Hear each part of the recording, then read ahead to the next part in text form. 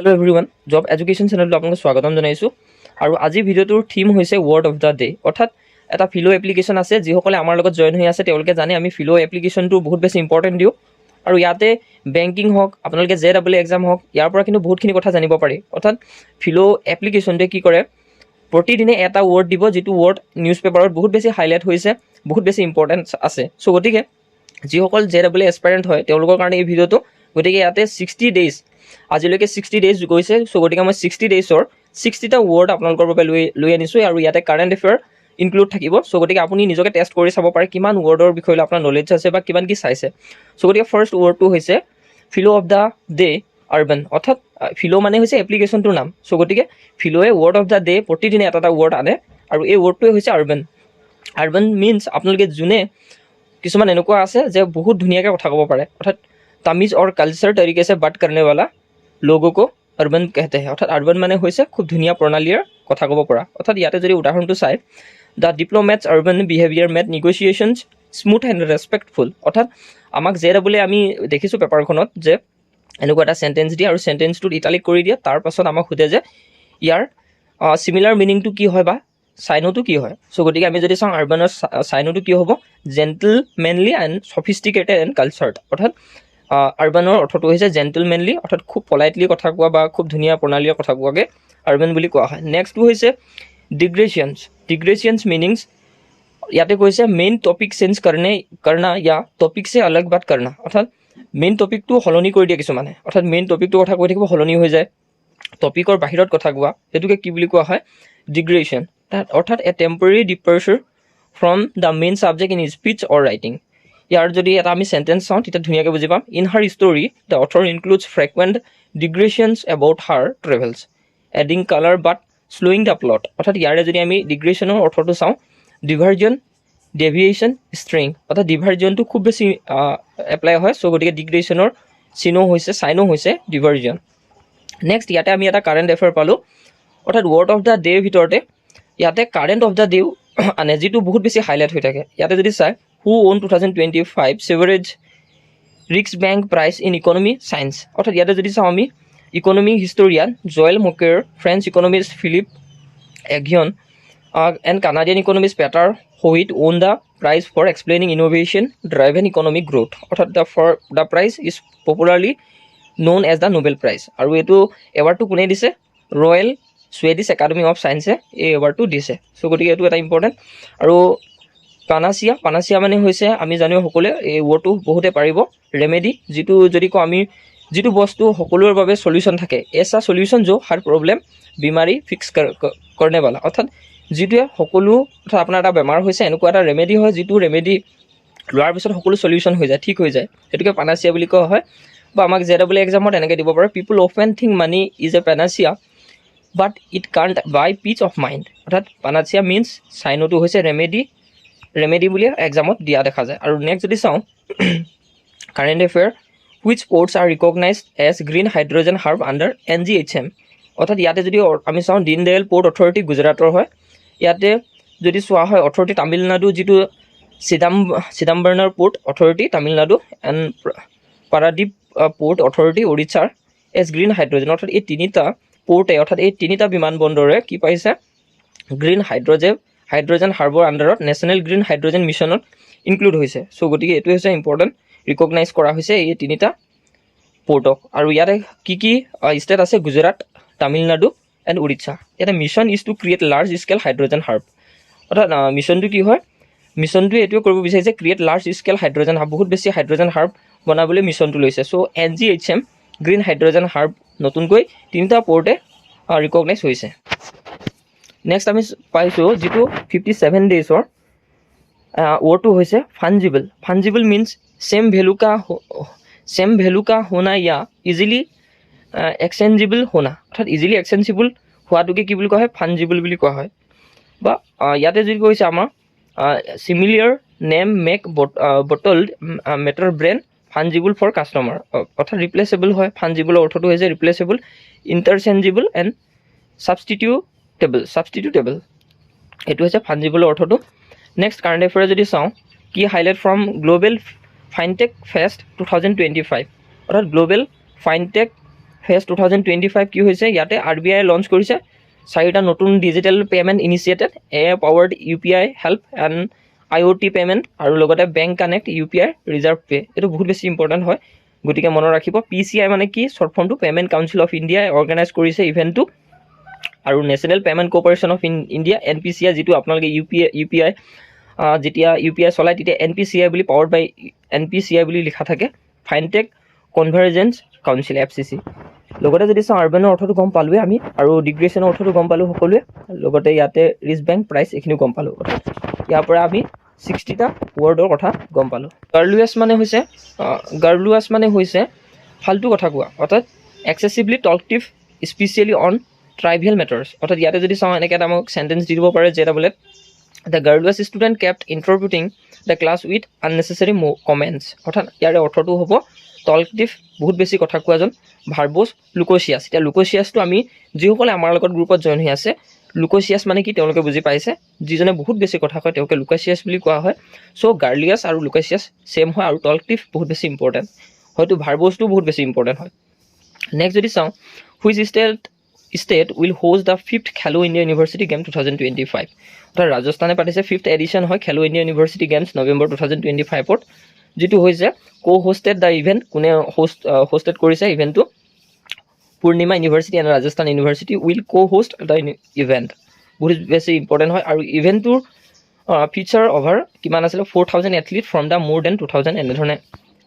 যিটো 5th খেলো India university game 2025টো ৰাজস্থানে host কৰিছিলে আৰু 5th এডিশ্যন হয়তো আৰু ইয়াতে যিহেতু যদি চাওঁ কোনখন ইউনিভাৰ্চিটি দুখন ইউনিভাৰ্চিটি আছিলে পূৰ্ণিমা ইউনিভাৰ্চিটি আৰু ৰাজস্থান ইউনিভাৰ্চিটিয়ে হোষ্ট কৰিছিলে ইভেণ্টটো আৰু ইয়াতে 4,000 এথলিটছ আহিছিলে 200 ইউনিভাৰ্চিটিৰ পৰা অৰ্থাৎ 200টা ইউনিভাৰ্চিটিৰ পৰা 4,000 এথলিটছ আহিছিলে এক্ৰছ 20 স্পৰ্ট ডিচিপ্লিন অৰ্থাৎ 20টা খেলৰ ওপৰত ইয়াতে অনুষ্ঠিত কৰিছিলে ইউনিভাৰ্চিটি এই গেমটো অৰ্থাৎ খেলো ইণ্ডিয়া ইউনিভাৰ্চিটি ৰাজস্থানত পাতিছিলে মনত ৰাখিব লগতে পিঠিৰ ৱৰ্ড অফ দ্য ডে অৰ্থাৎ পিঠিটো কি হয় এইটো যদি 53 ডেইজৰ এইটো পিঠি ৱৰ্ডটো হয় শব্দো মে গেহৰি আৰু ইম্পেক্টফুল বাট কৰনা অৰ্থাৎ এটা কথা কয় যিটো কথা বহুত বেছি ইম্পেক্টফুল হয় বহুত বেছি গভীৰ কথা কোৱা হয় সেইটোকে পিঠি বুলি কোৱা হয় ইয়াতে আমি যদি ইয়াৰ সমাৰ্থক শব্দটো চাওঁ কনচাইজ ক্ৰিপছ কনডেন্সড এইখিনি হৈছে ইয়াৰ অৰ্থটো ইণ্ডিয়া এডভাৰটাইজমেণ্ট অফেন ইউজ পিঠি টেগলাইন লাইক ডগ আচ্ছে হে আৰু হাৰ এক ফ্ৰেণ্ড জৰুৰী হোতা হে এইটো হৈছে ইয়াৰ মেইন বস্তু অৰ্থাৎ পিঠি মানে কনচাইজ বা ক্ৰিপছ বা কনডেন্সড যদি চাওঁ 46 ডেইজৰ ৱৰ্ডটো current affair 27 October 2025 who is said to become the 53rd Chief Justice of India অর্থাৎ 53 Chief Justice of India হৈছে জাষ্টিছ সূৰ্যকান্ত যিটো 53rd Chief Justice of India ইয়াতে যদি চাওঁ the Supreme Court collegium has recommended Justice Suryakant আৰু ইয়াতে যদি চাওঁ 53rd হয় আৰু ইয়াতে recommendation was made by current CJI Chief Justice of India BR Gavai and Justice Suryakant will serve until 9 November 2025 আৰু তেওঁলোকে চাৰ্ভ কৰিব অৰ্থাৎ কিমান দিনলৈকে থাকিব 9 February 2027লৈকে থাকিব marking A ট্ৰেইনিঙৰ of approximately 14 months অৰ্থাৎ 14 মাহলৈকে তেওঁলোকে টেনিয়ৰটোত কাম কৰিব অৰ্থাৎ চাৰ্ভ কৰিব আৰু যদি চাওঁ ফিলো অফ দ্য ডে মেটেলছম হৈছে জছিলা ইয়া ডেয়াৰিং হোনা অৰ্থাৎ জছিলা ব্যক্তিক মেটেলছম বুলি কোৱা হয় mettlesome full of spirit and courage lively The milestone student organize a protest to protect the street dog in their colony. অর্থাৎ আমাক এনেকৈ এটা চেণ্টেঞ্চ দিব মাইলষ্টোনটো ইনক্লুড কৰিব ইটালিক ডিজাইন কৰি দিব আৰু মাইলষ্টোনৰ অৰ্থটো আমাক দিব পাৰে কাৰেজিয়াছ গ্ৰিডি বিভিন্ন ধৰণৰ ৱৰ্ড দি দিব পাৰে তাৰে ভিতৰত আমি যদি ভালকৈ চাওঁ মেটেলছমৰ মিনছটো হৈছে কাৰেজিয়াছ আৰু গ্ৰিটি বা স্পিৰিটেড নেক্সট যদি চাওঁ which India has been chosen as the torch bearer for the 2026 winter Olympic অৰ্থাৎ অভিনৱ বিন্দ্ৰাক চিলেক্ট কৰিছে যিয়ে গ'ল্ড মেডেলিষ্ট হয় ইয়াতে কৈছে has been selected as one of the torch bearer for the 2026 winter Olympic games এইটো বহুত বেছি important the game will be held in Milan Cortina Italy Milan কৰ্টিনাত অনুষ্ঠিত হ'ব যিটো কিহৰ হয়তো উইণ্টাৰ অলিম্পিক 2026 আৰু টৰ্চ বিয়াৰ কোন হ'ব অভিনৱ বিন্দ্ৰা আৰু ইয়াতে কৈছে Bindra was India first ever individual Olympic gold medallist আৰু তেওঁ হৈছে ইণ্ডিভিজুৱেল এজন পাৰ্চন যিয়ে গ'ল্ড মেডেলিষ্ট হৈছে ইণ্ডিয়াৰ পৰা বিন্দ্ৰা হৈছে অভিনৱ বিন্দ্ৰা ঠিক আছে achieving the feat in shooting at the 2008 Beijing Olympic অৰ্থাৎ 2008 চনৰ বেইজিং অলিম্পিকত শ্বুটিঙত তেওঁ গ'ল্ড মেডেলিষ্ট হৈছিলে হিষ্ট্ৰিয়নিকটো বহুতে পাৰিব হিষ্ট্ৰিয়নিক মিনছ হিষ্ট্ৰিয়নিক বুলি ক'লে অভাৰ ড্ৰামেটিক বা অভাৰ ড্ৰিম এনেকুৱাও বুজায়। চ' গতিকে হিষ্ট্ৰিয়নিক হৈছে মেলোড্ৰামেটিক আৰু থিয়ৰিটিকেল এক্সাগ্ৰেটেড, আৰু ইয়াত জ্যাদা ড্ৰামা কৰ্ণেৱালা অৰ্থাৎ বহুত বেছি ড্ৰামা কৰা লোকক, অভাৰ ৰিয়েক্ট কৰ্ণেৱালা লোককো হিষ্ট্ৰনিক বুলি কয়। চ' গতিকে হিষ্ট্ৰনিকৰ চিহ্ন হৈছে melodramatic, theatrical, exaggerated. Which state is set to be declared India first extreme poverty free state. Extreme poverty free state হৈছে কেৰেলা। কেৰেলা হৈছে পভাৰ্টি ফ্ৰী ষ্টেট হয়, আৰু ইয়াতে ডিক্লেয়াৰ কৰিছে first extreme poverty free state 1 November 2025 পৰা। আৰু ইয়াতে ষ্টেট ফাইনেলাইজ কৰিছে তাতে যে কিমান দুখীয়া ঘৰৰ মানুহ আছে, 59,277 extremely poor families and implemented plans to rehabilitate them. আৰু এই 59,277 যিটো দুখীয়া ফেমিলি আছিলে ৰিহেবিলিটেট কৰিছে তেওঁলোকক। চ' গতিকে সেইকাৰণে এনাউন্স কৰিছে যে পভাৰ্টি ফ্ৰী হৈছে বুলি, আৰু ইয়াত প্ৰায় দুখীয়া মানুহৰ কম সংখ্যা আছে। চ' গতিকে সেইকাৰণে পভাৰ্টি ফ্ৰী বুলি কৈছে। ফাৰ্ষ্ট এইখনেই হৈছে ষ্টেট কেৰেলা। কেৰেলাৰ record the lowest poverty rate. কেৰেলাত খুব কম সংখ্যকহে দুখীয়া শ্ৰেণীৰ লোক আছে।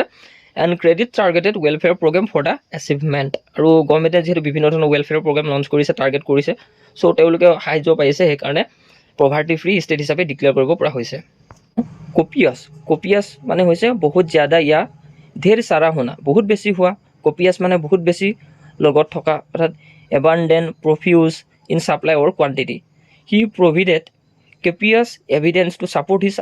আৰ্গুমেণ্ট। অৰ্থাৎ ইয়াৰ অৰ্থটো হ'ব abundant, plentiful and generous. Who has been selected for India highest science award Vigyan Ratna পুৰস্কাৰ। অৰ্থাৎ বিজ্ঞান ৰত্ন পুৰস্কাৰ কোনে পাইছে? ফিজিক্সৰ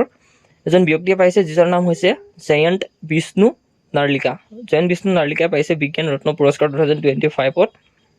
এইটো হৈছে হায়েষ্ট ছায়েন্স অনাৰ অফ ইণ্ডিয়া। অৰ্থাৎ যদি কোৱা হয় কোনটো এৱাৰ্ড হৈছে ছায়েন্সৰ হায়েষ্ট এৱাৰ্ড, সেইটোৱে হৈছে বিজ্ঞান ৰত্ন পুৰস্কাৰ। এইটো ছায়েন্সৰ কেটেগৰী পৰা দিয়ে, যিবিলাক IST মানে যিসকল ধৰি লওক পাৰ্চন হয়, যেনে এষ্ট্ৰ' ফিজিক্স এনেকুৱা ধৰণৰ ব্যক্তিসকলক, অৰ্থাৎ চাইণ্টিষ্টসকলক দিয়ে, অৰ্থাৎ যিসকল ৰাসায়ন হয় তেওঁলোকক দিয়ে। আৰু হি ৱাজ ৰিনাউণ্ড